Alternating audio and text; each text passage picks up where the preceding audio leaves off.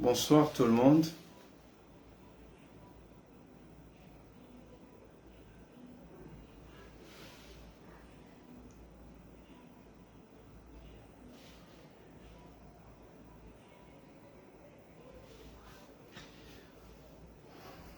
J'espère que vous allez bien, que la journée a été là où vous êtes, pas trop de soucis. C'était pas évident pour moi aujourd'hui car j'ai fait plusieurs endroits d'Abidjan depuis le matin pour chercher les billets de la double rencontre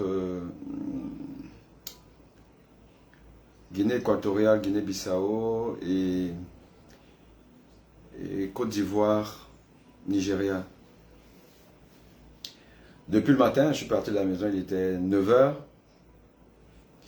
jusqu'à 16 heures, rien.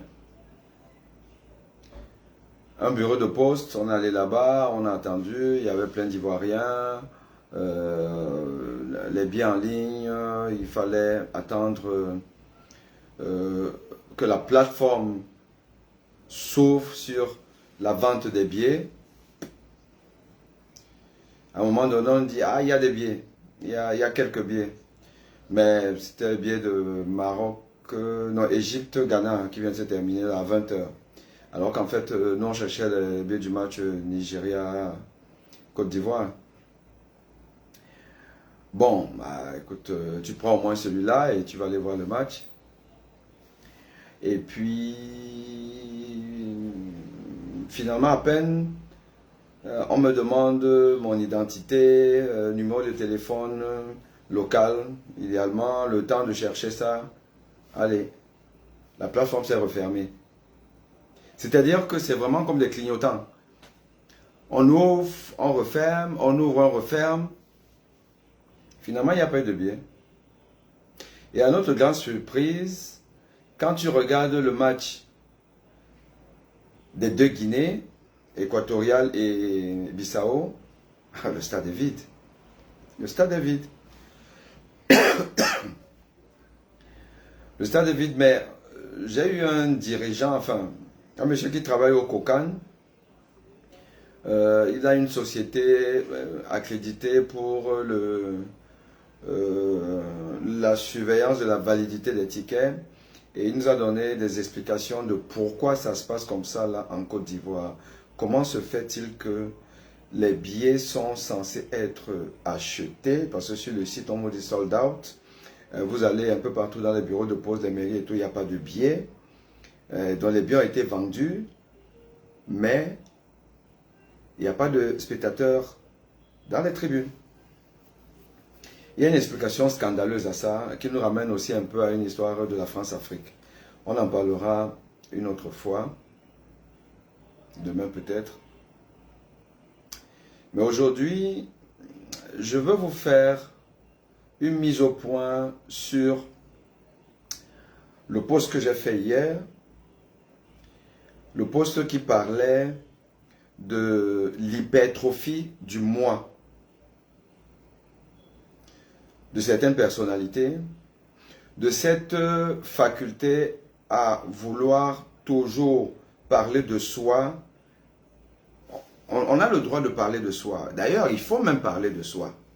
Il faut même parler de soi parce que on est dans un monde où les gens ont toujours tendance à dénigrer les autres, à sous-estimer le travail des autres, la valeur des autres, à diffamer les autres. Ça, c'est un peu notre quotidien, c'est le monde d'aujourd'hui qui est comme ça. Et c'est pour cette raison que vous avez par exemple des hommes publics, des États qui ont des organes de propagande. Les États ont des organes de propagande. On sait qu'aujourd'hui la Russie a Russian Today, qui a une télévision qui est un peu l'équivalent de France 24 ou TV5, qui fait la propagande de la Russie. La France a ses organes de propagande. Toutes les grandes nations ont leurs organes de propagande. C'est ce qu'ils appellent, en fait, la guerre médiatique. Cette fameuse guerre qui se déroule en Israël, sur la bande de Gaza, entre le Hamas et Israël. Mais chaque parti a ses organes de propagande pour démontrer qu'ils font une guerre propre, alors qu'en fait, il n'y a pas une guerre propre. Donc, quand l'individu parle de lui, fasse sa campagne, à la limite, moi, c'est pas choquant. D'ailleurs, je suis quelqu'un dont on dit que je parle toujours en jeu. Bon. Mais quand c'est contextuel, je ne vois pas en quoi c'est un problème. Quand c'est contextuel, quand je dois parler de la violence au Cameroun, et je dis qu'on a failli me tuer, je parle de je dis qu'on a failli me tuer. Pourquoi est-ce que vous voulez que je parle d'un cas que je ne connais pas? Je parle de moi. Quand il s'avère que j'ai fait une dénonciation et qu'à cause de cette dénonciation, il y a la chasse à l'homme. Pourquoi vous ne voulez pas que je parle de ça? Quand on m'insulte d'être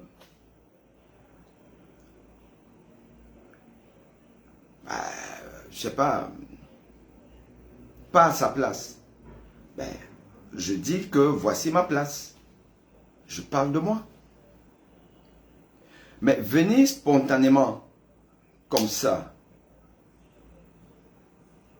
faire un discours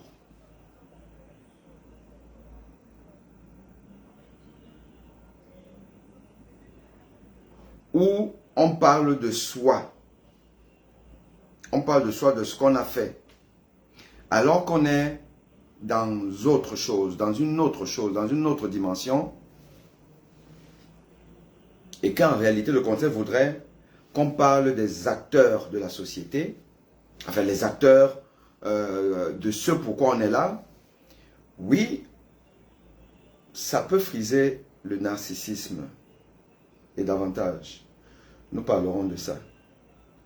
Mais je voudrais d'abord rappeler aux internautes, à plusieurs personnes, même à des proches, parfois même des conseillers ou des conseillères, qui peuvent m'envoyer des messages du genre, écoute, qu'est-ce que tu as parlé de ça? Tu as déjà parlé de ça, tu as fait un post sur ça là, qui a marché, il y a eu plus de 20 000 vues, tu veux encore quoi? Pourquoi tu remets une couche? Ou du genre, écoute, un docteur qui fait un direct à 22 h. Bon, enfin, il est 22 h ici à Abidjan, il est 21 h au Cameroun, 21 h. Je pense que c'est ça. Hein. Ou alors c'est même peut-être le contraire. Ouais, donc il est peut-être 23 h chez vous. Alors, pourquoi tu fais un direct, un docteur, déjà tu veux quoi sur Meta? Alors, je vais expliquer quelque chose aux gens. Quand ça vous arrange, les réseaux sociaux sont utiles. Quand ça vous arrange, c'est de la poubelle. Les réseaux sociaux sont apparemment bons pour certaines personnes à y dormir et les autres pas. Alors, je vais vous donner des exemples clairs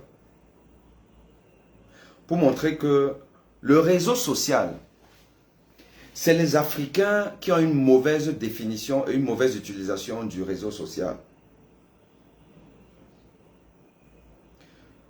Je me répète, les Africains ont toujours eu cette intelligence à mal utiliser ce qui vient d'ailleurs. On voit ça avec, par exemple, les confréries comme la Rose-Croix, les Rosicruciens et autres obédiences qui ont une certaine utilité et qui ont rempli un certain rôle dans le progrès des sociétés occidentales. Chez nous, quand on ramène ça ici, là, et qu'on parle de la Rose-Croix, on parle de la franc-maçonnerie, ce n'est que des bizarreries. Parce qu'en fait, les Africains ne savent faire que de la bizarrerie dans ce qu'ils importent. Nous avons tous vu un bébé chinois sur TikTok qui apprend à développer son intelligence en mettant dans des trous d'un meuble en bois les parties manquantes qui ont des dimensions différentes. On a vu ça. Un bébé. Et nous savons tous que le logiciel, l'algorithme TikTok pour les Chinois n'est pas le même pour les Africains. Parce qu'ils ont compris que l'Africain n'aime que la bêtise. L'Africain n'est fort que dans la bêtise. Et un puissant outil d'information, de communication, d'éducation, qu'est le réseau social, qu'il soit TikTok, Facebook, Snapchat et autres, où en quelques secondes, on peut atteindre des milliers, des millions ou des milliards de personnes pour passer des messages positifs. Nous les Africains, nous utilisons ça pour les conneries. Et comme nous aimons les conneries, c'est pour ça que les faiseurs de conneries sont devenus les rois aujourd'hui des réseaux sociaux. Et quand des personnes qui veulent donc venir là pour passer des messages éducatifs dans la santé, dans l'éducation, dans l'économie et autres, elles sont à la limite insultées. Et quand elles incitent, on dit tu fais quoi là? Tu fais quoi? Tu es devenu TikToker. Voilà ce qu'on me dit. Tu es devenu TikToker. Chers Africains d'un certain niveau de discernement, un niveau très bas, je vais vous dire une chose. Vous allez sur TikTok même, allez rechercher les TikTokers qui ne font pas dans la bêtise, qui font dans l'enseignement, dans la médecine. Vous allez voir qu'il y en a qui ont 1 million de followers, qui postent des enseignements. Vous les Africains, vous les Camerounais, vous ne savez pas aller rechercher l'information utile dans les réseaux sociaux. Donc vous ne savez même pas que dans les réseaux sociaux, il y a plein de médecins. Vous ne le savez même pas. Que sur TikTok, il y a des médecins TikTokers de très haut niveau. Moi-même, je poste des enseignements sur TikTok, mais comme l'algorithme définit à partir de vos tendances, quelle est votre cible et tout là, comme mon public, c'est essentiellement africain et camerounais, ben évidemment, mes posts TikTok, il y a très peu de gens qui voient ça. Mais pourtant, il y a quelqu'un qui m'a dit qu'il a sauvé une dame dans une église en mettant en pratique mes enseignements sur comment secourir une personne qui a perdu connaissance sur TikTok. Mais vous n'y allez pas. Vous ne savez même pas que un médecin peut être TikToker. Alors quand vous racontez là, tu es devenu TikToker, vous pensez que c'est une insulte, vous vous insultez vous-même. Vous montrez juste à quel niveau vous êtes idiot. Il faut être idiot pour dire à un enseignant médecin qu'il est devenu TikToker. Est-ce que vous me voyez faire TikTok pour parler des nudes, pour parler des conneries? Non. Je suis dans la dénonciation. Ai-je le droit de dénoncer? Oui. Parce qu'un intellectuel, il dénonce ce qui ne marche pas. Ai-je le droit de relever certains aspects pathologiques d'un comportement d'une personne qui a quand même la destinée d'une activité importante dans un pays? Oui, j'ai le droit. J'ai le droit, j'ai tous les droits. J'ai le droit de dire que ça ne va pas. Quand je constate que ça ne va pas, j'ai le droit de le dire. Et que d'ailleurs, au lieu de toujours prendre les choses dans le mauvais sens, apprenons à voir en l'autre, à ce que l'autre dit, une aide. Le fanatisme n'a jamais été un ami. Le fanatique n'a jamais été un ami. Le fanatisme n'aide en rien la personne pour qui on voue un certain culte. En rien du tout.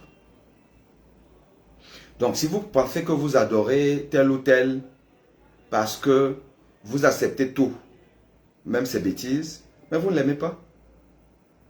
Vous ne l'aimez pas. Et il y a une vérité implacable dans la vie qui est que le temps est le juge de paix. Le temps est le juge de paix. Ça ne peut pas être autrement. Donc, je dis à tout le monde, même à ma CM, je lui dis que chaque fois que je vais estimer nécessaire de venir sur la toile pour éduquer les masses, je vais le faire. Parce que c'est mon rôle. C'est mon rôle. Toutes les personnes qui estiment avoir un certain niveau de discernement doivent jouer leur rôle. Et moi, je joue mon rôle. Et c'est même pas la peine de venir là m'insulter, raconter tu es devenu TikToker et machin truc et tout ça là. Je n'en ai rien à cirer. Allez-y, je suis un TikToker à la mentalité chinoise ou occidentale. Oui, je suis ce TikToker, je suis ce Facebooker, je suis ce YouTuber intello. Et je ne vais pas me priver d'utiliser ce moyen moderne aujourd'hui de communication pour communiquer. Je ne vais pas simplement vous faire les enseignements sur l'arrêt cardiaque et autres. Je vais vous faire des enseignements sur la santé mentale, quand il le faut. Sur les détournements des fonds publics, s'il le faut. Sur la mauvaise gouvernance, s'il le faut. Et vous ne pouvez rien contre ça. Vous êtes seulement obligé de faire avec. Parce que cette discrimination-là, c'est bon. Un médecin, tu fais quoi là? Va soigner les malades. Vous pensez un instant, que les malades que je soigne au quotidien, ils savent même que vous existez. Ils savent que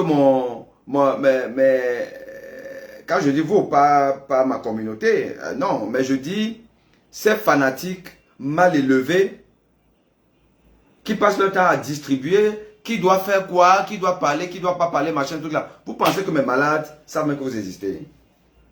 Vous pensez que mes malades vont cesser de venir me voir parce que je fais des directs à 23 h à des gens qui ne veulent rien comprendre? Vous m'avez envoyé à l'école. Je suis médecin grâce à vos vues pour me renvoyer vers ma fonction première. Vous allez, sauf que vous habituez au nom Doc Boni Aimé ou Aimé Boni professionnel ou professeur Boni ou tout ce que vous voulez. Vous allez simplement vous habituer à ça. Parce que je vais être très présent sur la toile. très présent. Je vais jouer mon rôle. Je n'en ai rien à cirer avec vos frustrations. Appelez-moi le frustré, le jaloux, le machin truc là. Entre nous. Ça fait bouillir ma marmite. Non. Le problème c'est que c'est vous qui venez sur ma page. Hein? Vous venez sur une page pour dire à quelqu'un que tu es frustré, tu es machin truc et tout ça là. Si je veux, je vous bloque. Si je veux, j'efface votre message. Si je fais ce que je veux. Et c'est vous qui aurez l'AVC. Donc nous allons parler de la santé mentale. C'est quoi la psychiatrie? Quand je dis, je vais parler de la prise en charge psychiatrique d'un monsieur que nous tous nous respectons. Et je tiens toujours, je ne vais jamais cesser de raconter ça, que moi je suis arrivé dans le football en tant que dirigeant de football, dirigeant d'un club. Parce que monsieur Eto'o fils a été élu président de la Fédération camerounaise de football. J'aurais pu créer un club, m'affilier à la FECAFOOT depuis longtemps. Je l'ai fait qu'à la faveur de son élection. Car il a cristallisé tous les espoirs. C'est quelqu'un que nous respectons tous pour sa carrière. Et il embrassait une nouvelle carrière. Celle de diriger le football camerounais et de redonner à ce football sa splendeur perdue. Bon. Il se trouve que je fais partie des gens qui aujourd'hui sont déçus par un certain nombre de comportements, par une attitude, une posture qui a commencé déjà par s'entourer des personnes vraiment peu recommandables. Peu recommandables. On va dire ça n'importe comment. Quand vous passez votre temps à vous entourer des personnes qui ne sont pas des exemples dans la société. 1, 2, 3, 4, 5, tout le monde. Quand vous êtes tout le temps dans un environnement où, quand vous faites vos discours, même quand vous déconnez, on entend les applaudissements.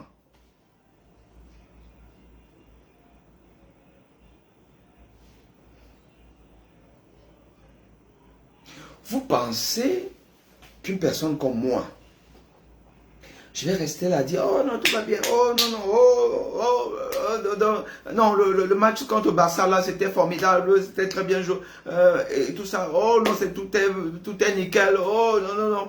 Moi,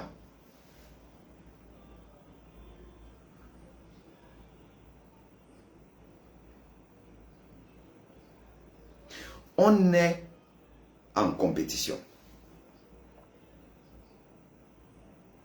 Les gens estiment que le premier match n'a pas été bon. Il y a eu un certain nombre d'erreurs, de classement, de positionnement. Voilà. Et ça m'a commencé par des problèmes de sélection ou de ne pas sélectionner, ainsi de suite. Ok. Là, il faut remobiliser les troupes pour affronter la meilleure équipe d'Afrique actuelle. Bon. Vous allez peut-être me dire que pour booster le moral des gamins qui ont un talent quand même assez moyen, pour rebooster leur talent, on devrait rappeler que nous, on était très forts. On avait gagné ceci, on a gagné cela, on a gagné cela. Peut-être pour rebooster le moral des autres. Moi, je vous dis, en tant qu'enseignant, c'est une mauvaise approche. C'est une mauvaise approche. Elle n'est pas bonne du tout. Parce qu'elle n'est même pas contextuelle. Et que, quand M. Eto'o se place devant ses joueurs, parce qu'il est le président, Vous pensez qu'il y a un qui ignore sa carrière? Est-ce qu'il y a un seul joueur de l'équipe nationale du Cameroun qui ne sait pas que Eto'o-Fils a une carrière exceptionnelle? Qu'il a gagné 2 CAN et qu'il a joué peut-être une autre finale, qu'il a marqué des buts, qu'il est même le meilleur buteur en activité. Est-ce qu'il y a un Camerounais qui ignore ça? Et est-ce que c'est ceux-là qui ignorent ça? J'ai envie de vous dire, sur le plan de la psychologie, c'est même, et ça devrait être contre-productif. C'est contre-productif. Vous avez des gens qui n'ont pas votre niveau. Et ça, je pense qu'on n'a pas besoin de faire un dessin pour savoir que l'équipe nationale du Cameroun d'aujourd'hui, par rapport à la grande équipe de Samuel, parce que le Cameroun a eu 3 grandes générations. Celle de 1982, qui pour nous est la meilleure, des Tokoto, Roger Mila, Mbida, Abega, Thomas Nkono, Bell et consorts. Pour nous, c'est la meilleure. Après, il y a eu celle de 90, qui, quoi qu'on dise, est arrivée en quart de finale. Et celle d'Njita.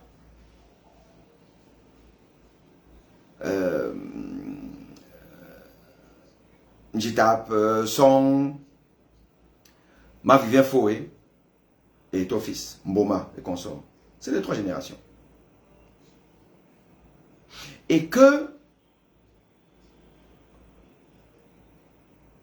en dehors de les autres générations, dont celle qui a gagné par hasard la CAN du Gabon, et celle-ci, mais c'est la catastrophe. C'est la catastrophe. Ils ne savent pas jouer au ballon. Alors, quand je le dis, vous comprenez que je les compare justement au monstre sacré, à cette génération-là, ces générations-là. Ils ne savent pas jouer au ballon. Et ils en sont conscients. Et quand vous venez donc dire à des gens qui ne savent pas jouer au ballon, vous leur rappelez votre palmarès à vous, entre nous. Vous pensez que c'est le temps du discours, ou du discours jusqu'au prochain match contre le Sénégal, qui vont devenir des bons footballeurs. Que les skills, les aptitudes vont rentrer dans leurs pieds et dans leur tête pour devenir des bons footballeurs. Quand vous mettez la barre très haute à des gens qui ne peuvent pas sauter jusque-là, vous créez quoi? La frustration ou alors l'envie. Vous créez la frustration. En fait, vous êtes en train de dire à cette personne, de manière indirecte, que vraiment, moi j'étais bon, je gagnais tout. Toi, tu n'arrives même pas. Sur le plan pédagogique, c'est une très mauvaise façon d'enseigner les gens, d'éduquer les gens, de booster les gens. Non. Vous ne leur parlez pas de vous. Vous ne le faites que si en fait, vous êtes à peu près au même niveau, intrinsèquement, qu'il manque seulement peut-être un petit mental là. Et vous boostez le mental des mecs. Mais des gens qui ne peuvent pas vous atteindre, parce qu'ils ne peuvent pas, vous allez me dire n'importe comment. J'adore mon fils Toko Ekambi. J'adore les Kemen et tout ça là. Mais je suis désolé. Je suis désolé. Là, on est en 2e division. Alors que la génération dont Eto'o parle, la sienne, là-bas c'était la Champions League. Vous n'avez pas de dire aux gens qui sont en 2e division que bon, nous on a gagné, mais c'est normal que tu gagnes. Si tu es Real Madrid, c'est normal que tu gagnes. Tu vas donc demander à Osasuna d'aller aussi gagner la Champions League. Bon, Si tu penses même que le hasard peut faire, comme le hasard fait, la Grèce a gagné la Coupe d'Europe des Nations une fois, le Danemark a gagné, ok. Mais surtout, ne leur parle pas de toi. Ne les compare pas à toi. Donc en réalité, ce que je veux vous dire, c'est que là, on était dans un objectif bien précis. De parler de soi pour parler de soi. Parler de soi pour parler de soi.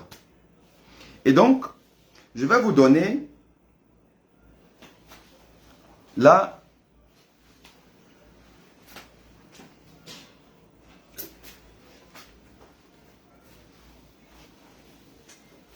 pour ne pas avoir l'impression que j'invente, je vais vous donner les définitions de deux notions et on va dérouler. Tout le monde sait ce que c'est que le narcissisme. Voilà. Mais on va quand même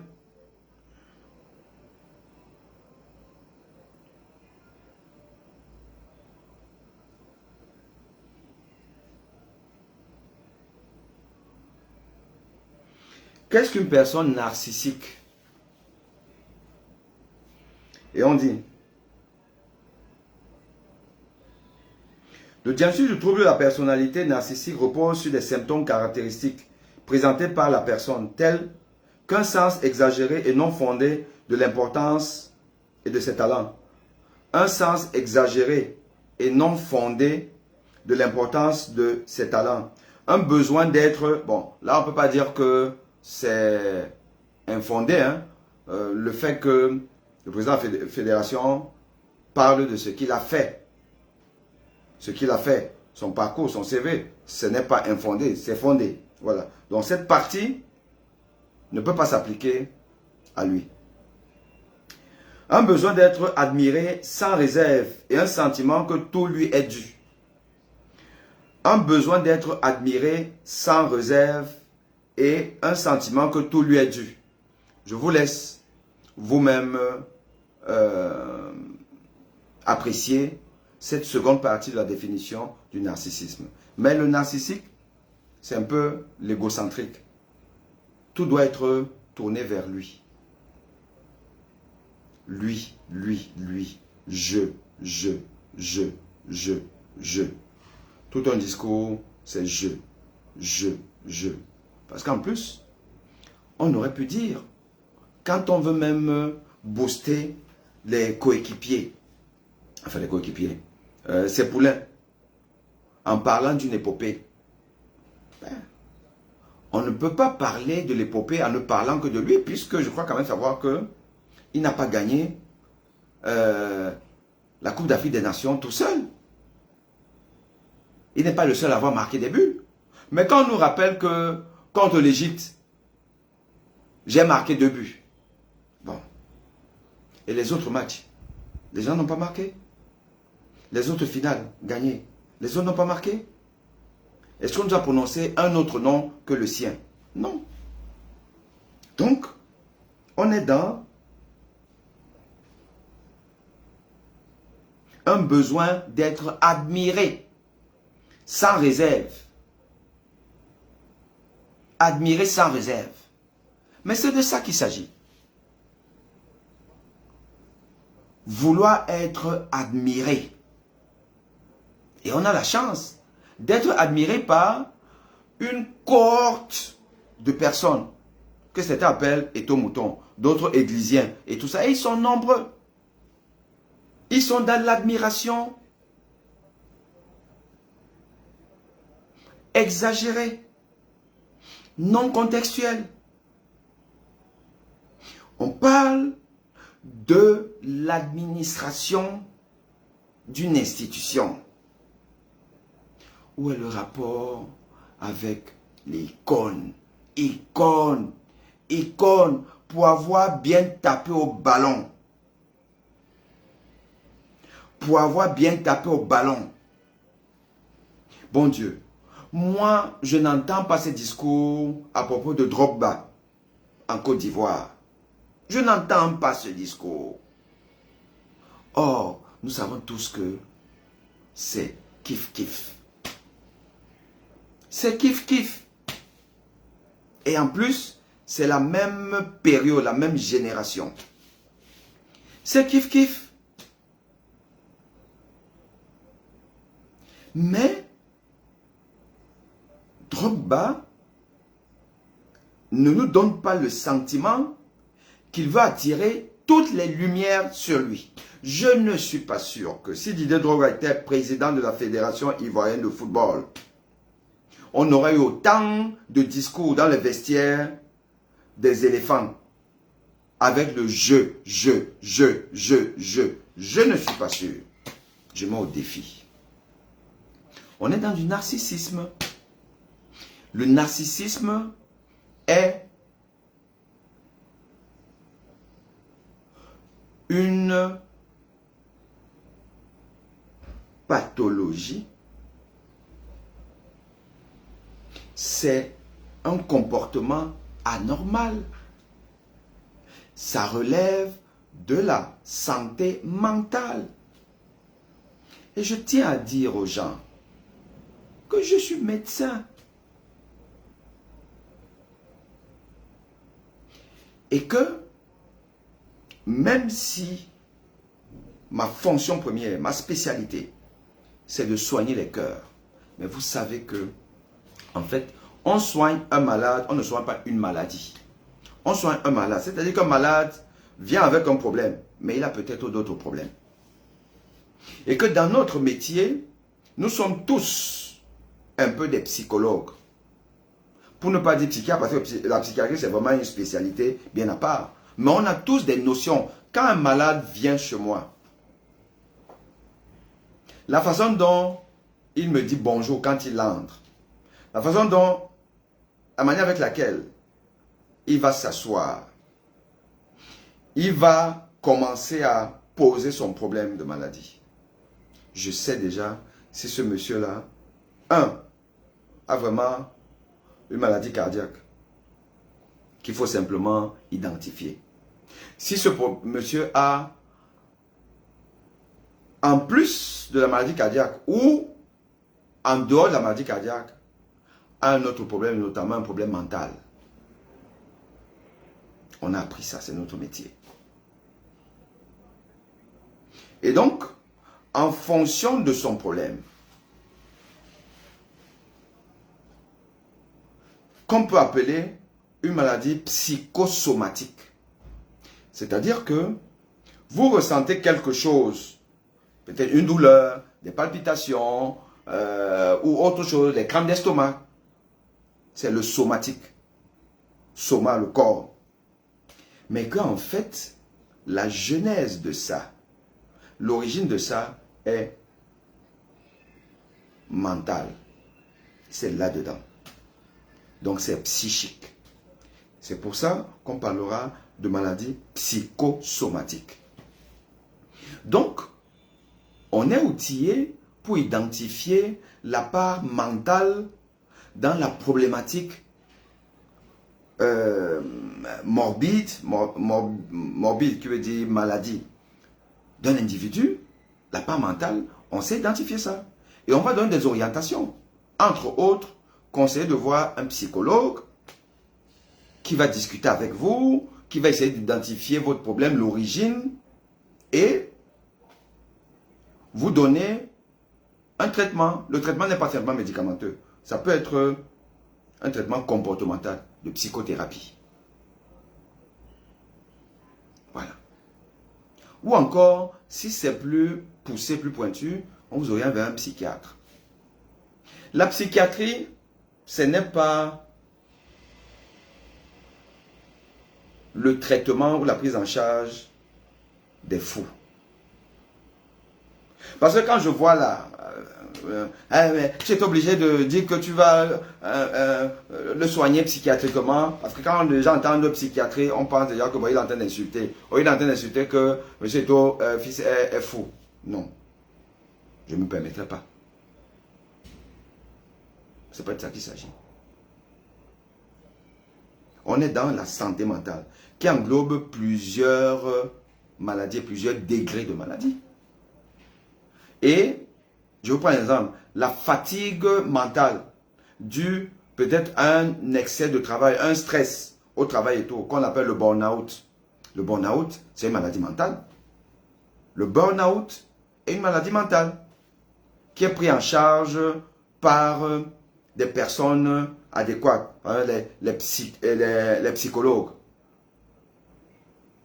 les psychiatres.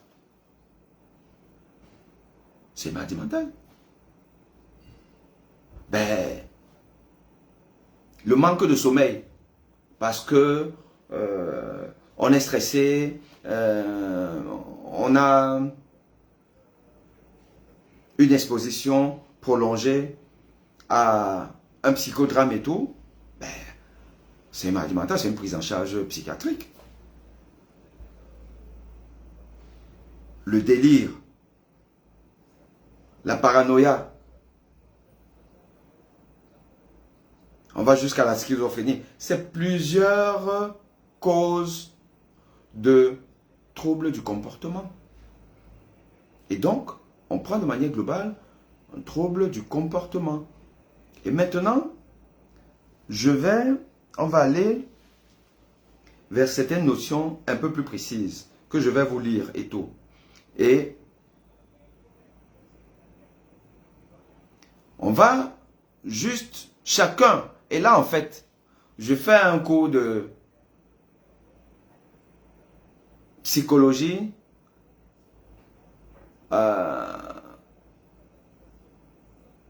d'analyse comportementale de nous tous.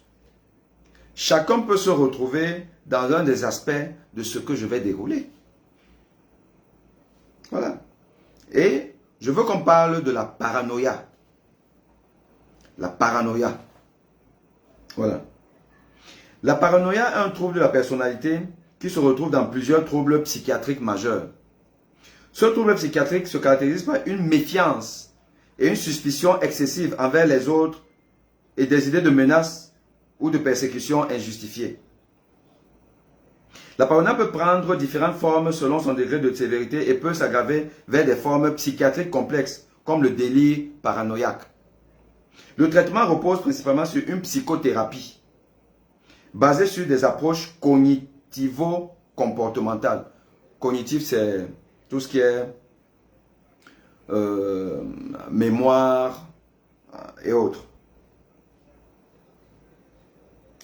La paranoïa est au départ plus un symptôme de trouble psychiatrique qu'un trouble psychiatrique en lui-même. Le trouble de la personnalité se définit comme une méfiance excessive ou une suspicion anormale et des idées délirantes se concrétisant par des menaces, des délits de persécution, une impression de trahison, des complots réels ou imaginaires, des menaces, délits de persécution, une impression de trahison.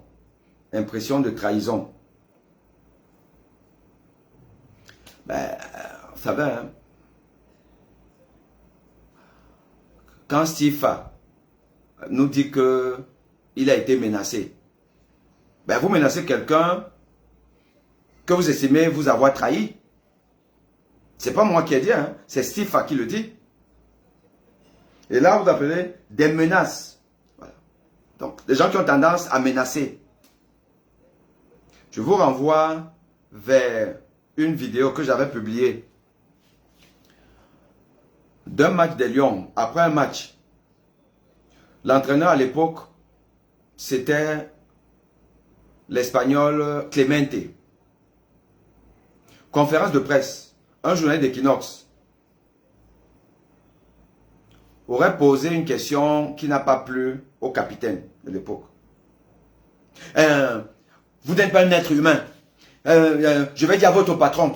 Vous n'êtes pas un être humain. Des gens comme vous ne doivent pas exister. On est dans la menace.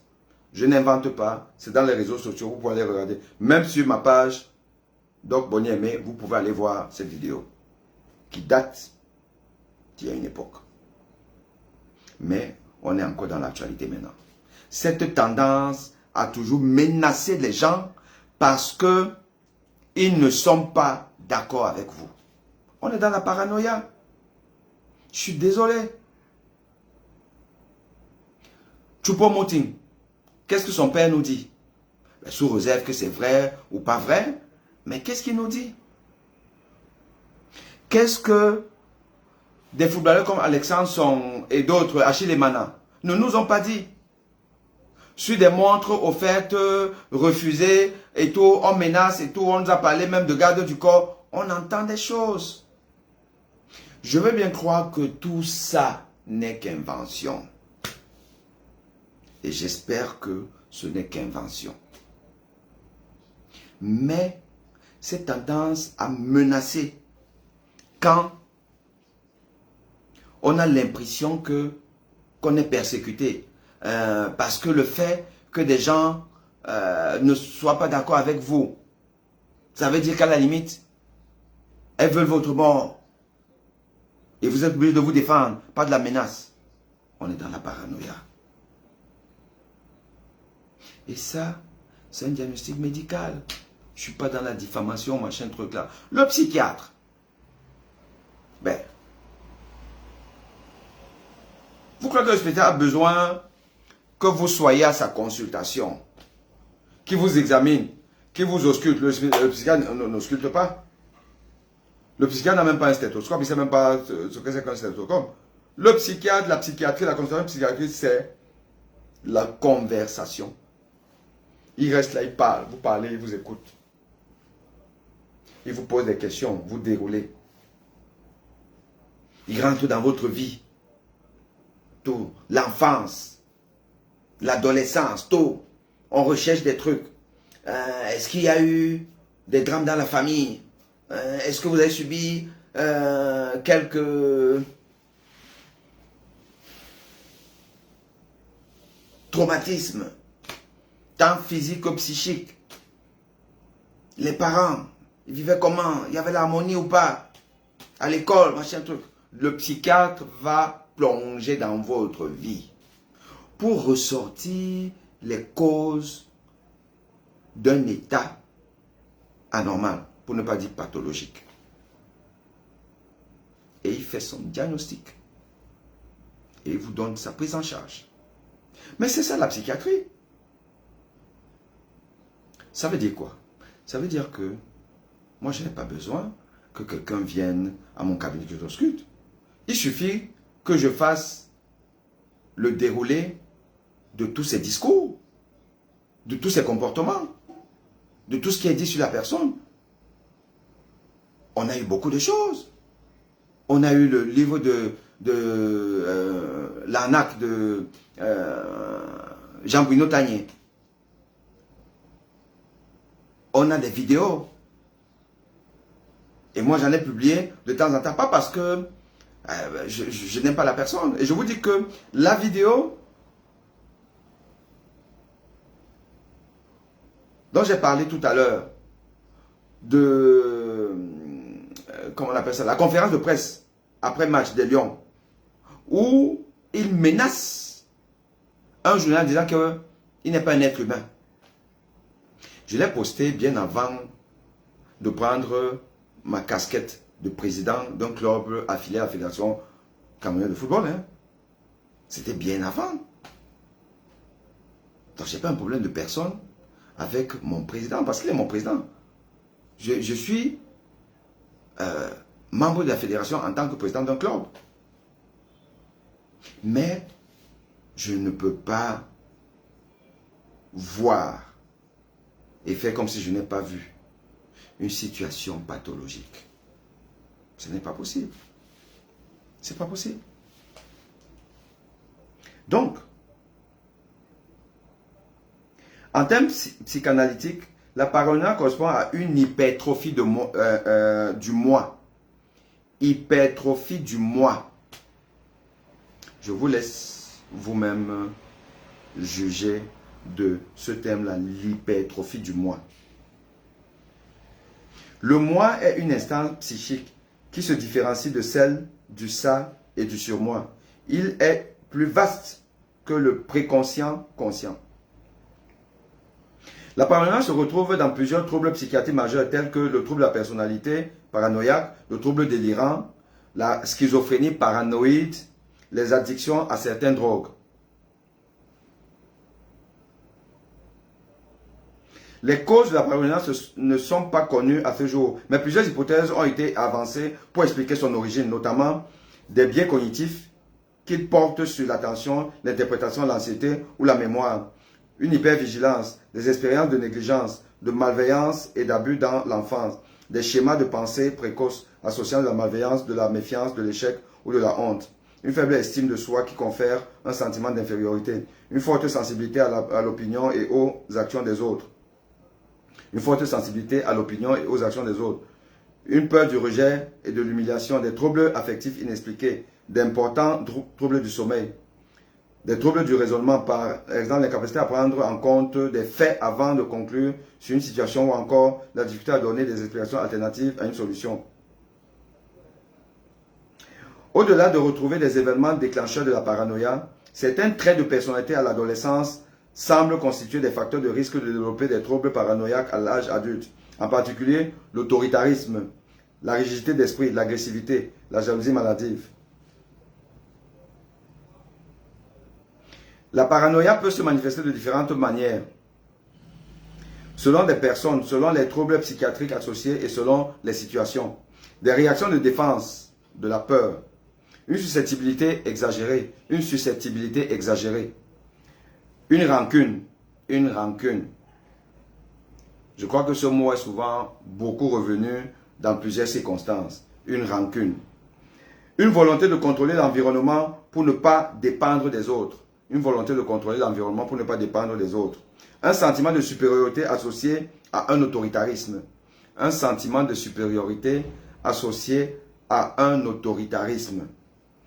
Une rigidité d'esprit. De la jalousie, de la colère, des erreurs de jugement, du mépris des autres. Une fois deux. Bon, tous les symptômes aussi ne se retrouvent pas en une personne. Hein. Non, il ne faut pas aussi croire que voilà, une personne va accumuler tout ça. Alors, moi, je dis simplement une chose. C'est que nous avons le devoir, si ce n'est l'obligation, d'évoluer dans une société la plus vertueuse possible. Chacun à son niveau doit pouvoir être un exemple, car c'est la somme des exemples qui constitue une société dynamique qui avance. Nous ne pouvons pas cautionner d'être dans une société où des gens ont des libertés, des gens ont des passe-droits, des gens peuvent faire ce qu'ils veulent et ont toujours des circonstances atténuantes sous-tendues par le fanatisme. Mon problème, ce n'est ni M. Paul Biya, ni M. Eto'o-Fils, pour ne prendre que deux personnes arrivées là où ils sont par la volonté du peuple. Parce que à la fédération, même si le mécanisme d'élection est assez particulier, mais in fine, c'est des citoyens qui votent, qui élisent. Et les personnes qui bénéficient d'un mandat électif ne peuvent pas se permettre de cristalliser autant d'antagonisme de la part de ceux pour qui ils sont là et ceux qu'ils doivent servir. On ne peut pas être dans une société comme celle-là. On peut être dans une autre société. Et que la société camerounaise, elle est tellement en retard sur son temps de passage vers le développement. La société camerounaise est tellement en retard sur son temps de passage vers le développement que nous ne pouvons pas nous permettre d'avoir des dirigeants qui se donnent la liberté de faire n'importe quoi. Ce n'est pas possible. Moi, je prends toujours un exemple, celui du Rwanda. Je dis encore que depuis que je connais ce pays et que je le fréquente assidûment, au point où je pense même le connaître aujourd'hui, puisque je ne connais mon pays d'origine, le Cameroun. Le sondage informel que moi j'ai fait, en discutant avec les gens, je sais que je discute avec beaucoup de gens, de toutes les catégories, tous les âges et tous les strates de la société. Je vous assure que jusqu'à aujourd'hui, je n'ai pas rencontré peut-être ça, une seule personne qui ne soit pas d'accord avec Kagame, qui n'approuve pas la gouvernance de Kagame. Je n'en connais pas. Je ne dis pas qu'il n'en existe pas, certainement. Mais au moins, je suis aujourd'hui persuadé d'une chose, que si on va faire un sondage, ce n'est même pas 5% de la population rwandaise. Même pas 5% de la population rwandaise qui est contre Kagame. Faisons un sondage au Cameroun pour savoir combien de gens estiment que Paul Biya est un bon président. Allons faire un sondage. Allons faire un sondage. Faisons un sondage pour savoir combien de personnes sont satisfaites de la gestion de M. Eto'o-Fils à la Fédération camerounaise. Je vous laisse les clés. Je vous ai donné là-bas un pourcentage. 5% des satisfaits versus 95%. De manière grossière, je dis ça comme ça. Là. Allons faire un sondage à la FECAFOOT ou à la présidence de la République du Cameroun. Et vous pensez que on ne peut pas faire mieux? On peut faire mieux. Je dis donc au peuple camerounais, bon Dieu, ces étaux-moutons-là, ces gens qui insultent dès que vous dites, parfois vous ne dites même pas quelque chose. Moi, j'ai fait une publication pour dire que le diagnostic de la blessure d'Aboubacar Vincent, le diagnostic, je m'en tiens au communiqué. Ce qu'on a dit là, qu'Aboubacar a eu, j'ai dit que si c'est ça, Aboubacar ne va pas jouer. Si c'est ça le diagnostic, parce que si Aboubacar joue, ça veut dire qu'ils ont fait un faux diagnostic. Il est impossible de jouer 3 jours, 4 jours, une semaine après un décollement de la jonction musculo-aponévrotique. L'aponévrose qui est cette enveloppe qui entoure le muscle, qui protège le muscle et qui se prolonge après par le tendon qui s'accroche à l'os. Que s'il y a détachement, parce que quand il y a détachement, c'est une lésion, ça veut dire que c'est un traumatisme musculaire avec lésion. Et forcément, il y a afflux d'un hématome. Maintenant, en fonction de l'importance de l'hématome, ça va faire mal, très mal ou pas, ça va vite guérir ou pas, mais le fait est que rejouer, comme on le voit maintenant encore pendant s'entraîner, intensément quand il s'entraîne, après un décollement, ça veut dire qu'il n'y avait pas de décollement. Ça veut dire que le diagnostic qu'ils ont fait là, par l'IRM, parce que déjà, avec l'échographie musculaire, on voit beaucoup de choses. L'IRM, ok, mais ça veut dire que le diagnostic était faux. Donc, je vais m'en tenir à ça pour dire que si c'est ça, Aboubacar ne pourra pas jouer contre le Sénégal et voire même contre la Gambie, le 23. Mais pour avoir dit ça, vous voyez des gens qui viennent m'insulter en disant que je suis jaloux d'Eto'o.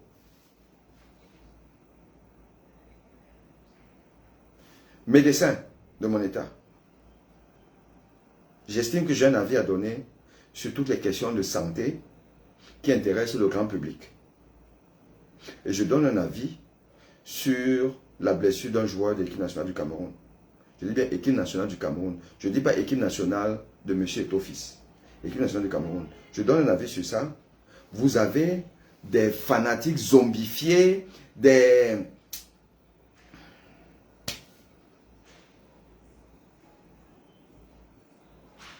qui viennent là me parler du président de la fédération,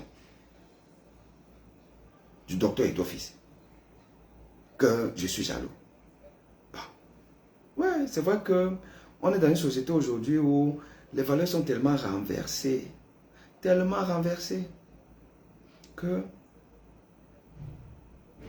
aujourd'hui, l'échelle des valeurs, c'est que la société d'aujourd'hui, la société africaine, camerounaise, a mis les sportifs comme les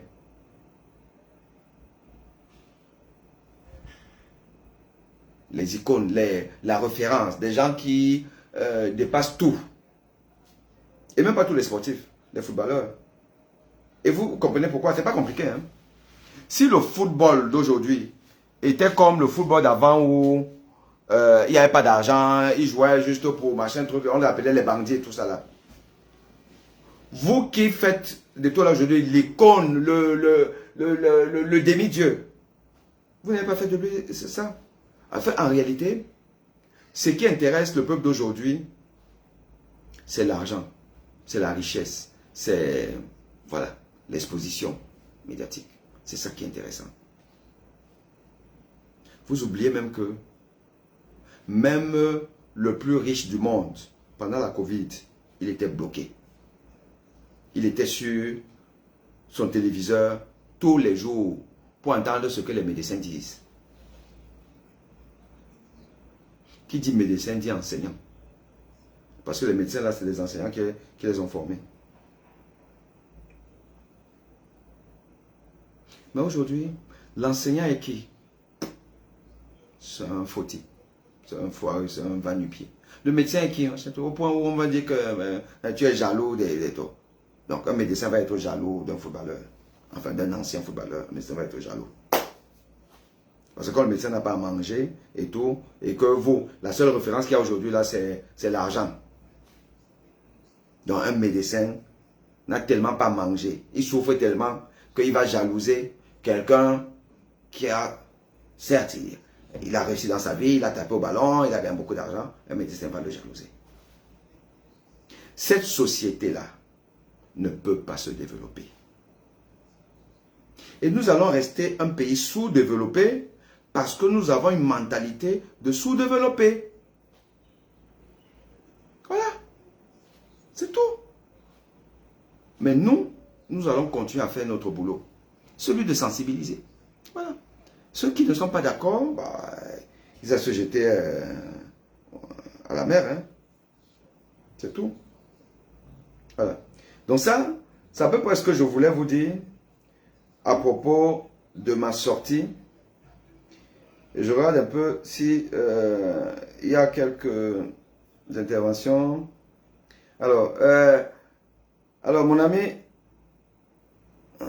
attends. Pourquoi ça ne veut pas?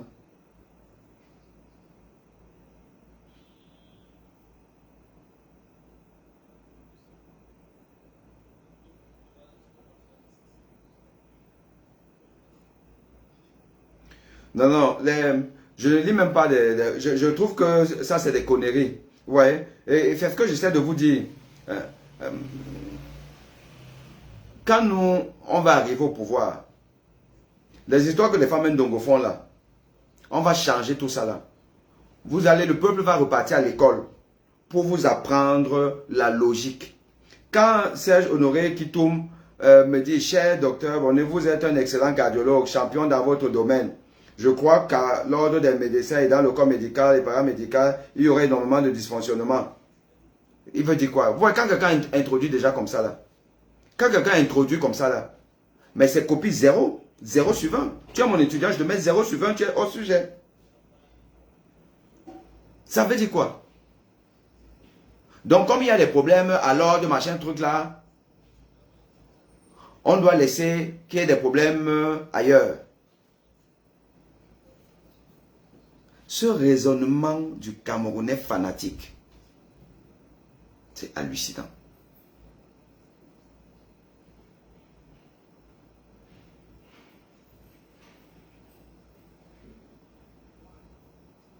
Ouais. Lily, machin, tout là. Je lis quand même ça parce que, effectivement, le monde entier doit être au courant de la bêtise des Camerounais. Et c'est ce que j'essaie de vous expliquer. Vous-même, êtes un narcissique incapable. Ouais. Incapable, comme j'ai soigné sa mère est morte. Incapable. Qui a tout raté. Ouais. Qui a tout raté. Et qui voit en étau et qui a toujours voulu être, mais qui ne sera jamais. Voilà, voilà. Voilà. Donc le professeur Boni a voulu être Eto'o, mais comme il n'a pas pu être Eto'o, il est entre nous. C'est ça le peuple camerounais.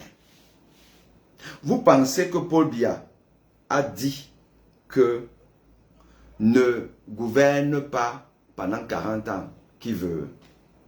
Non. Ils ont réussi à abrutir un peuple. Ils ont réussi à abrutir un peuple. Cette Lily N.I.L.A. c'est une abrutie. Et Madame Lily, est-ce que je peux te dire que tu es une abrutie? Tu es une abrutie de, je ne sais même pas.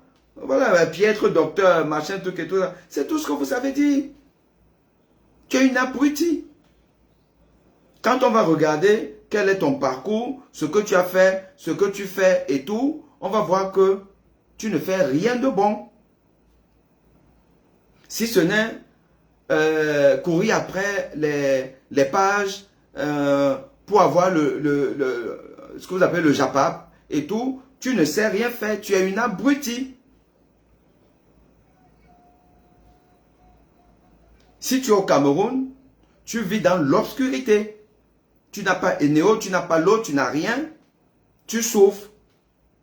Mais tu vas idolâtrer un monsieur qui a tout, et qui a réussi, qui n'a aucun problème, et d'ailleurs, qui marche avec les gens qui te refusent Eneo. Tu es une abrutie, tu es une femme, je ne sais pas si tu es une femme ou comme les gens sont dans leur pseudonyme et tout ça là. Mais tu es une personne malheureuse. Voilà. C'est tout ce que tu es.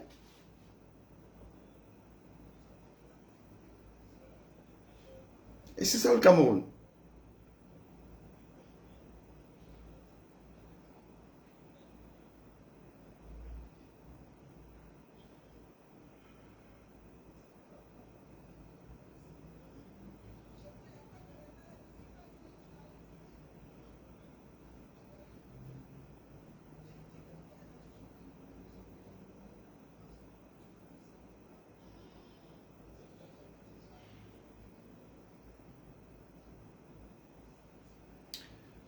Ok, comment organiser l'assurance santé universelle au Cameroun? Tu demandes comment organiser l'assurance santé universelle au Cameroun? Moi, je demande ça à Manaouda Malachi. Est-ce que je suis ministre de la Santé?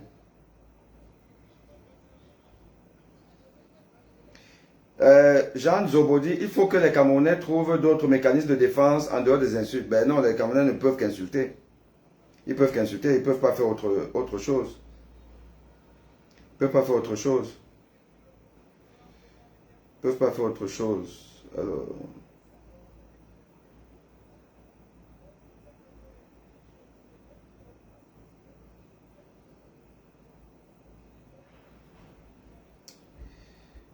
Bon. Alors, est-ce que Félix est même là?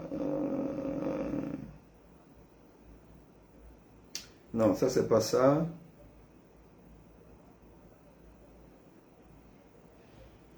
Ben, j'arrive pas.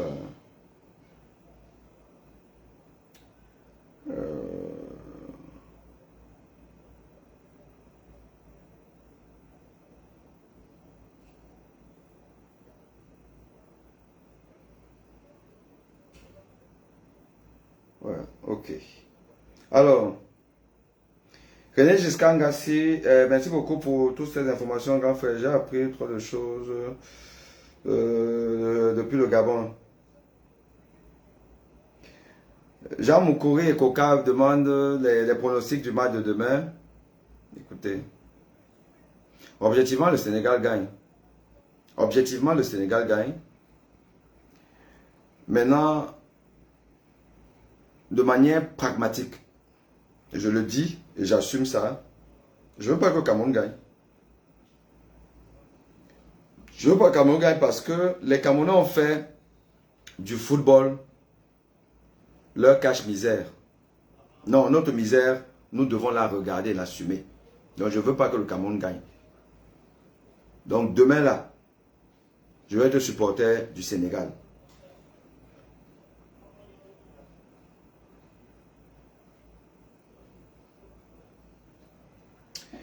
Dalima, merci d'avoir regardé mes enseignements. Moi, j'ai regardé vos partages de connaissances sur une personne qui a chuté pour comprendre ce qui m'est arrivé.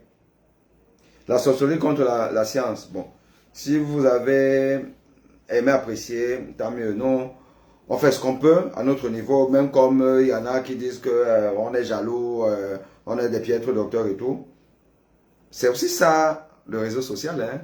Et moi, je dis toujours à mes gens qui sont mal. Une fois qu'on m'insulte là, non, mais il faut arrêter parce que vraiment, j'ai mal quand on t'insulte. Mais non, il ne faut pas avoir mal.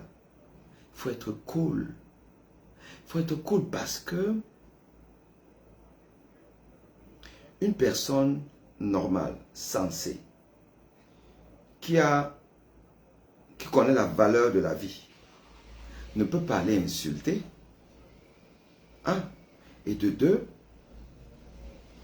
tu ne peux pas insulter une personne qui ne fait que faire son boulot.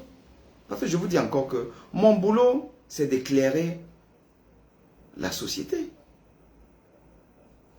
Dieu m'a donné la chance d'avoir un certain niveau de culture, de connaissance. Je suis dans l'obligation, le devoir de partager ça avec des gens qui peuvent ne pas être d'accord avec moi, ce qui est normal, mais on peut discuter de manière civilisée. Mais civilisée. On n'a pas besoin d'insulter quelqu'un pour quelqu'un d'autre qui ne te connaît même pas. C'est-à-dire que si tu tombes même malade là, la personne ne va même pas s'occuper de toi. Mais tu es défenseur de la personne au point où ça devient anormal, pathologique. C'est grave. On doit exorciser le Cameroun. Hein?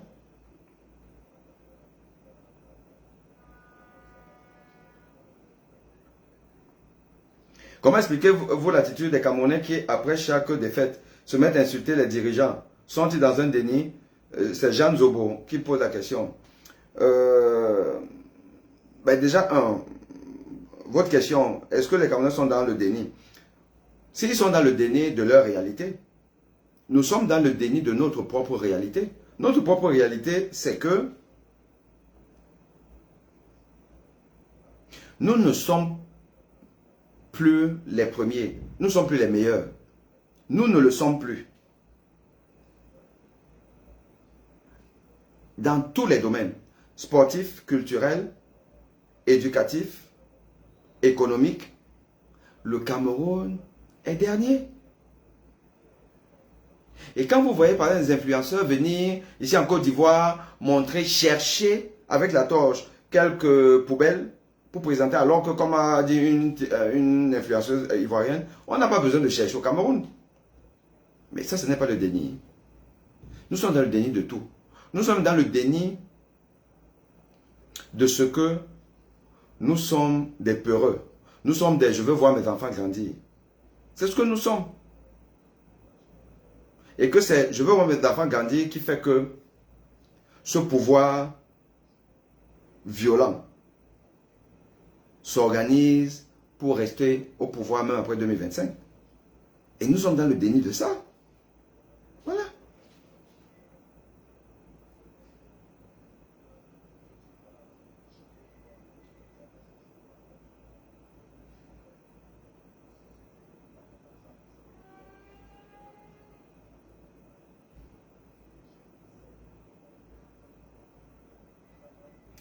Alors, si j'ai Warob Ambrosio dit, le bilan de Eto'o se résume à, c'est une légende du football. Il avait, toi qui parles de lui, tu es qui? Eto'o est le plus grand président de la CAFO de tous les temps. Voilà son bilan selon les adeptes de son église. Vous avez tout résumé. Vous avez tout résumé. Voilà.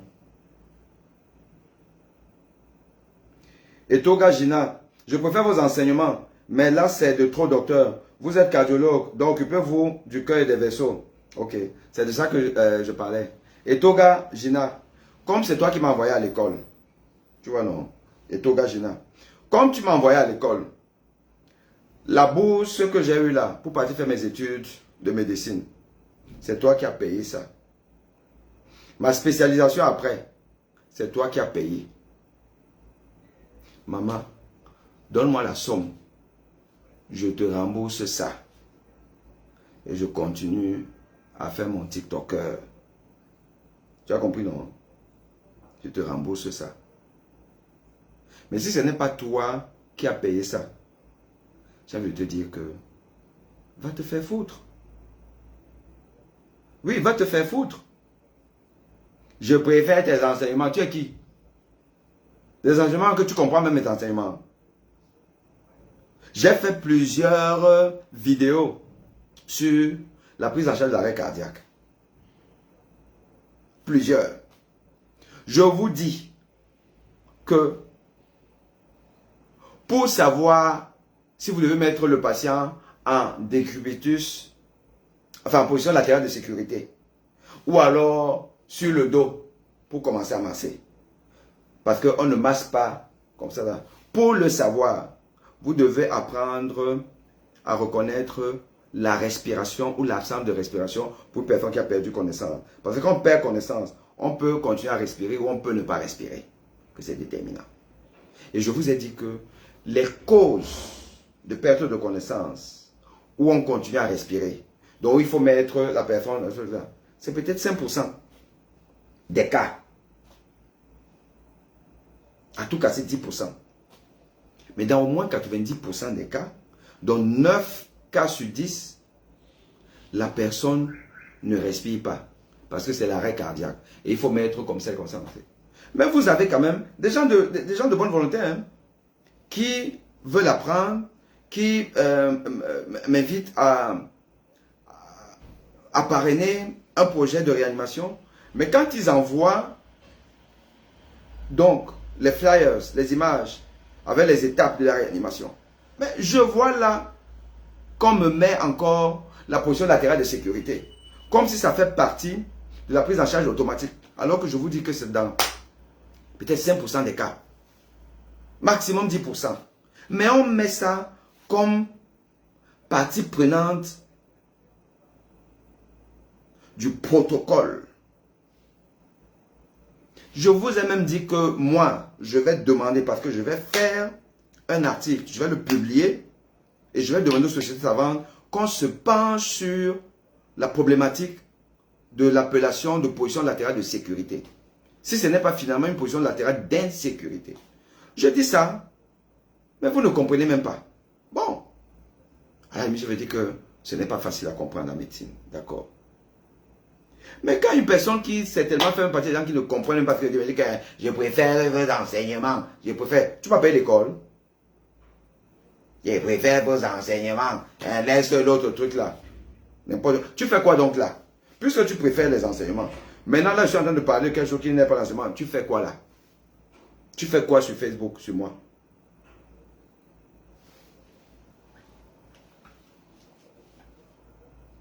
Je préfère vos enseignements.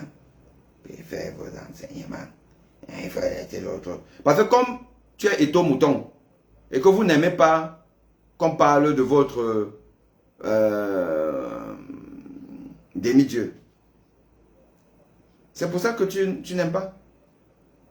Dès que j'aborde Equinox, l'équinoxe mouton, il se verse sur moi. Dès que je pars sur le MRC, oh, là encore c'est grave. Mais vous êtes sauf que vous habituez à moi. Hein. Je vous ai dit que moi je suis un homme du milieu. Je suis un intellectuel. Vous pouvez dire ce que vous voulez, je suis un intellectuel. Et un intellectuel, c'est un homme du milieu.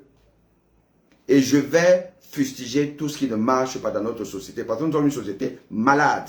Moi, j'ai honte aujourd'hui d'être Camerounais. J'ai honte de marcher partout et qu'on me dise que vous êtes fini. Si vous n'avez pas honte, moi j'ai honte. Ok? Je préfère vos enseignements. Mais là, c'est de trop, docteur. C'est de trop. Mais quelque chose qui est trop, et vous êtes là. Vous ne voyez pas que vous avez un problème psychiatrique. Hein? Et Toga Gina. Ben, il faut venir me voir en consultation, justement. Je ne suis pas psychiatre, mais j'espère que votre cas n'est pas encore très grave, donc je peux un peu m'occuper de ça. Et si ça me dépasse, j'ai mes confrères psychiatres, je vous envoie là-bas. Vous êtes malade. C'est de trop et vous êtes quelque part. Donc, c'est-à-dire qu'il y a quelque chose, quelque chose qui vous expose à un stress. Parce que vous êtes stressé. Chaque fois que je parle dans d'autres choses que la médecine, ça ne va pas. Mais vous venez vers ça. Mais c'est la psychiatrie. Et beaucoup de Camerounais sont psychiatriquement déséquilibrés. Hein?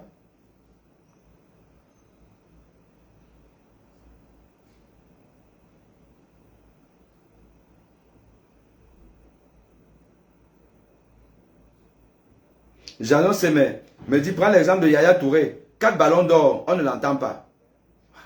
Vous entendez Yaya Touré? Vous entendez Didier Drogba?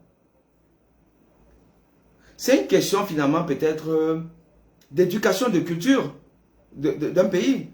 Nous on est ici en Côte d'Ivoire. Les Ivoiriens sont d'une gentillesse, d'une sobriété. Vous connaissez Drogba. Il n'a peut-être pas eu 4 ballons d'or, mais on connaît son parcours. Il a un parcours où, en temps normal, s'il était Camerounais, il devait mousser. Il ne mousse pas.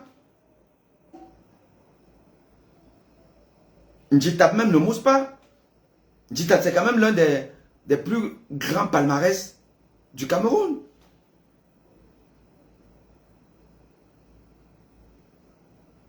Même Roger Mila, il n'en fait pas trop. Roger Mila n'en fait pas trop. Oh, vous allez me dire n'importe quoi. Roger Mila, pour nous qui connaissons quand même toutes ces générations, le numéro 1 dans le cœur des Camerounais, c'est Roger Mila. Un monsieur qui, à la descente d'avion, pour le match retour Cameroun-Guinée-Conakry, en 1979, après avoir pris 3-0 à Conakry, il n'était pas là-bas. Son club ne l'avait pas libéré. Il revient maintenant. Il descend l'avion. Roger Mila dit que je remets les pendules à l'heure, à la mi-temps. Et il fait ça. Roger Mila fait ça. On a eu des épopées compliquées. Kenny les haïs, les machins, trucs là, les choses compliquées, même en club, avec le tonnerre et tout, des choses compliquées. Le football camerounais d'aujourd'hui puise sa source dans celui de l'époque de Roger Mila. Première Coupe du Monde du Cameroun, première, 1982. Il y avait encore le spectre du Zaïre qui encaissait seulement des valises en 1974. Avec un entraîneur qui nous a plombé, Jean-Vincent, qui ne nous fait pas jouer comme on sait jouer. Il nous met Doumbelea. Doumbelea. Je ne sais pas s'il y a un libéraux aujourd'hui dans le monde moderne qui joue comme Doumbelea. Parce que Doumbelea, c'était la trempe de Beckenbauer. Les Rudy Kroll. C'est-à-dire qu'un libéraux qui joue comme un attaquant, le libéraux te dribble. Toi, l'attaquant, tu viens là, le libéraux te dribble. Doumbelea avait des raccourcis sur le terrain. D'une élégance pas possible. Jean-Vincent va nous mettre au banc. Parce qu'il faut bétonner. Alors qu'on avait la meilleure génération du Cameroun. Meilleure. Ces gens ont fait des choses, des miracles. Donc dans un contexte difficile à l'époque là, pour être même professionnel. C'est pas que maintenant, tu t'appelles même Ditambé. On dit que tu es professionnel. Avant, tu fais comment? Tous étaient amateurs. Quasiment. Canon et Yaoundé, Union, ils sont allés rencontrer Pérou, Italie, Pologne. On les voyait seulement, on entendait seulement, à l'époque on avait même la télé, on entendait seulement. Les gens sont allés faire 3 matchs nuls, encore qu'on nous a refusé des buts qui étaient synonymes de victoire. On serait qualifié pour les 8e de finale. Mais ces gens-là ne moussent pas. Ne mousse pas. Thomas Kono ne mousse pas. Thomas Kono, l'un des meilleurs gardiens du monde de tous les temps, mousse pas. Vous nous fatiguez avec il est machin, des milieux, l'école, machin, on veut bien. Mais calmez-vous. Drogba, Yaya Touré, Okocha. Pour ne citer que la même génération. Au Cameroun, vous moussez, vous moussez, vous moussez, vous moussez. Vous parlez des conneries. Au lieu de demander à Paul Biya pourquoi le Cameroun ne va pas bien. Au lieu de demander même à votre icône. Papa, tu nous as dit de voter le type là en 2018. On l'a voté. Regarde là où on est. Vous ne pouvez pas le faire. C'est là qui me dit que tes enseignements, il faut seulement faire les enseignements. Tu ne peux pas demander à votre papa Eto, que papa Eto, tu dis quoi à maman Chantal Biya? Pourquoi le Cameroun est dans un chaos approfondi? Pourquoi vous ne posez pas la question? Pourquoi vous ne posez pas la question de savoir pourquoi il ne s'est jamais prononcé sur la gouvernance du Cameroun? Expliquez-moi. Sur les guerres du Nozo et Kozo. Pourquoi il ne s'est jamais expliqué? Et vous êtes là. Donc vous ne savez pas que c'est l'ami de Baboké. Vous ne savez pas ça. Vous ne savez pas que Baboké c'est le frère du village de la présidente du Cameroun. Vous ne savez pas ça.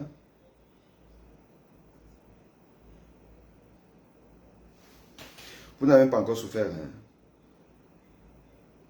Déjà, je vous rappelle que demain, là, le match du Sénégal, là, moi, je vais appeler le patron de Néo.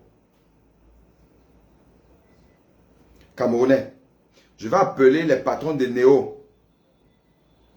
Il va couper le courant.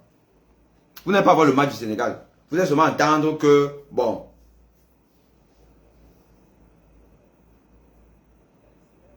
on a pris un petit 3-0.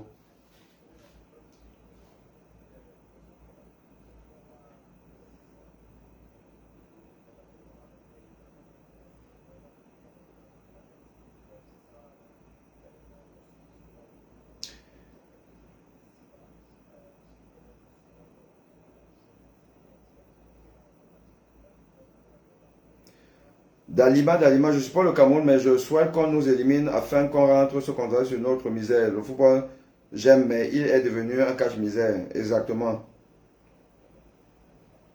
Bon, chers amis, je pense que on s'est beaucoup entretenu. Je vous dis merci d'avoir été là.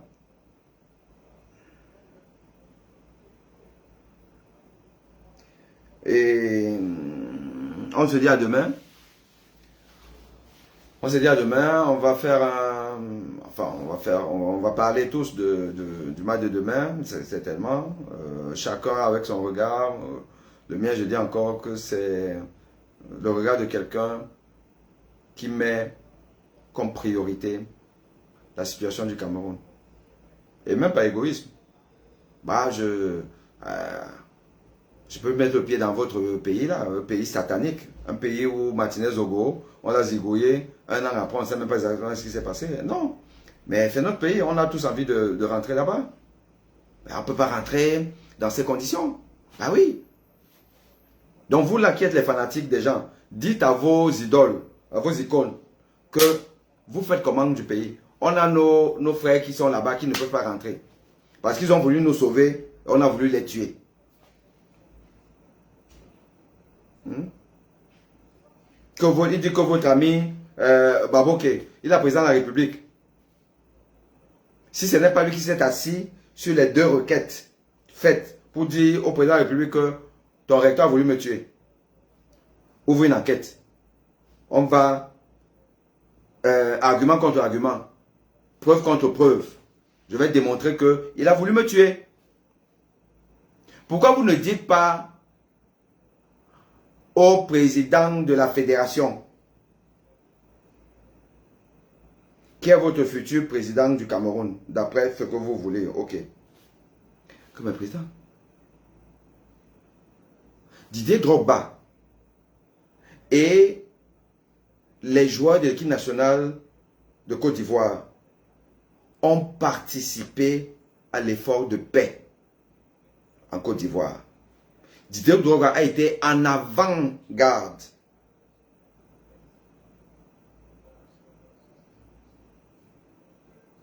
de ce mouvement de réconciliation. Nous le savons tous. Le Cameroun est en guerre. Le Cameroun est en guerre. Le Cameroun est en guerre avec une partie de ses enfants exilés pour délit d'opinion, pour exprimer leur avis sur ce qui ne marche pas. Il suffit qu'ils arrivent là à Simalen ou à, je sais pas, à Douala et tout. C'est le CED une fois. Est-ce que c'est un pays qui n'est pas en guerre? Vous avez entendu qu'il y a des Français qui sont à l'étranger, qui sont des réfugiés, qui iront en prison s'ils arrivent en France. Vous avez entendu ça? Dans un pays bien gouverné, ou à peu près bien gouverné, ça n'existe pas. Mais chez nous, ça existe. Et vous croyez que si les artistes, les sportifs, parmi lesquels ceux que vous mettez là en haut, parlaient, se prononçaient contre ça, vous pensez que ça n'allait pas participer à ce mouvement de libération de la parole? Comment? Et vous êtes là, vous jouez aux fanatiques. Bon les amis, bonne soirée. Ghislaine Trudel, comment tu vas? Ça fait un moment là, je t'avais perdu. Pixie Claude, Sénégal 1, Cameroun 2. Ben écoutez, si c'est ça, tant mieux.